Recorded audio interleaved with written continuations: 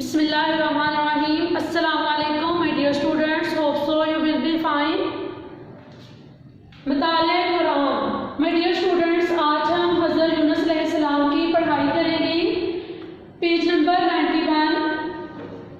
तदरीसी मकासद। बच्चों को इस काबिल बनाना कि वो हज़रत यूनुस अलैहिस्सलाम पर आने वाली आजमाइश पर किस तरह से पूरा उतरे और उनकी कौम के माफ़ी मांगने पर किस तरह से अल्लाह ताला ने उन पर आने वाले अज़ाब को टाल दिया।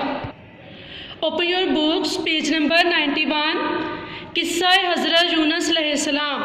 माय डियर स्टूडेंट्स, आपने इसका तारुफ, नैनवा शहर का हाल, कौम के कुफर और हटदर्मी का हाल, कौम को अल्लाह के अज़ाब से डराना, कौम पर अल्लाह ताला के अज़ाब के साए। My dear students, page number 91 आपने इसकी रीडिंग करनी है।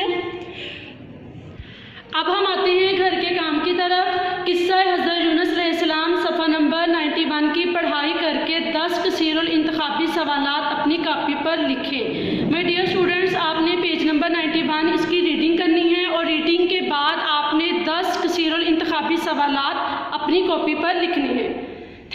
Thank you so much. Allah हाफिज़ एंड टेक केयर।